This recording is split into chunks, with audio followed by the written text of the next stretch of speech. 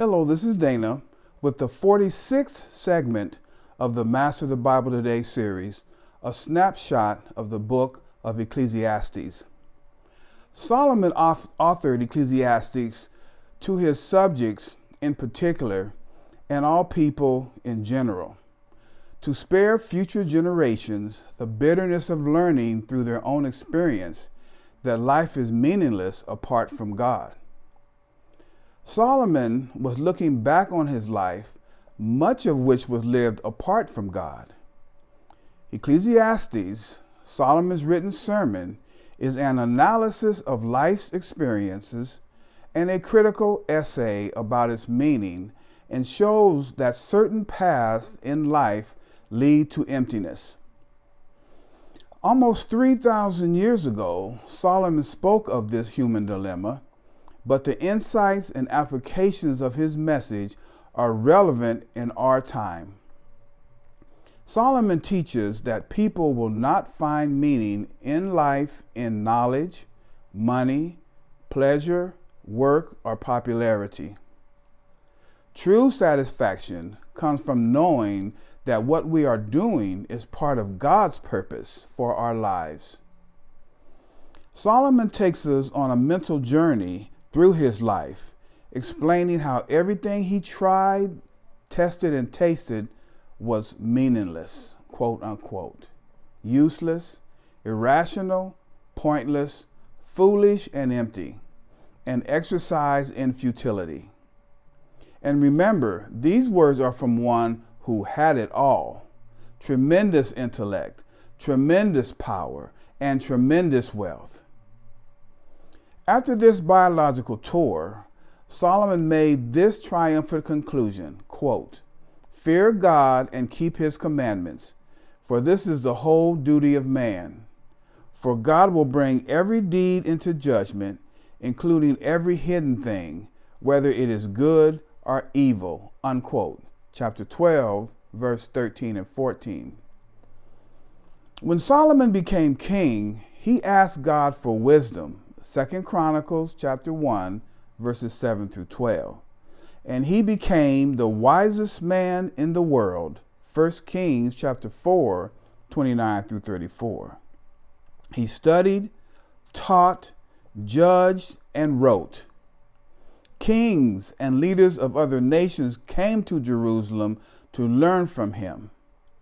But with all his practical insight on life, Solomon failed to heed his own advice, and he began a downward spiral. Solomon searched for satisfaction almost as though he was conducting a scientific experiment. Through the process, he discovered that true happiness is not in our power to accumulate or attain, because we want more than what we can have. In addition, there are circumstances beyond our control that can snatch away our possessions or attainments. As stated earlier, near the end of his life, Solomon looked back with an attitude of humility and repentance. He took stock of the world as he had experienced it, hoping to spare his readers the bitterness of learning through personal experience that everything apart from God is empty, hollow, and meaningless. People are still searching, yet the more they get, the more they realize how little they really have. I say to you that no true pleasure or happiness is possible without God. Above everything, we should strive to know and love God. He gives real wisdom, knowledge, and joy. Although the tone of Ecclesiastes is negative and pessimistic, we must not conclude that the only chapter worth reading and applying is the last one, where he draws his conclusions. In reality, the entire book is filled with practical wisdom on how to accomplish things in this world and stay out of trouble, and spiritual wisdom on how to find and know spiritual values.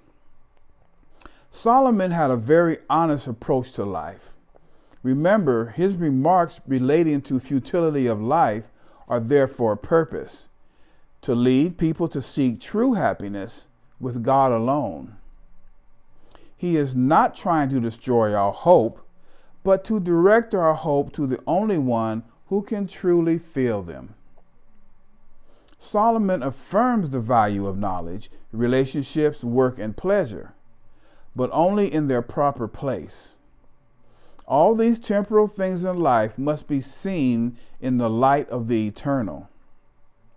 Work done with the wrong attitude will leave us empty, but work accepted as an assignment from God can be seen as a gift. Examine what you expect from your efforts. God gives us abilities and opportunities to work so that we can use our time well. Because life is short, we need wisdom that is greater than this world can offer. We need the words of God. If we listen to Him, His wisdom spares us the bitterness of futile human experience and gives us a hope that goes beyond death. When we realize that God will evaluate all that we do, we should learn to live wisely, remembering that He is present every day, and learn to obey His guidelines for living. But in order to have God's wisdom, we must first get to know and honor Him. Read Ecclesiastes and learn about life. Hear the stern warning and dire predictions, and commit yourself to remember your Creator now.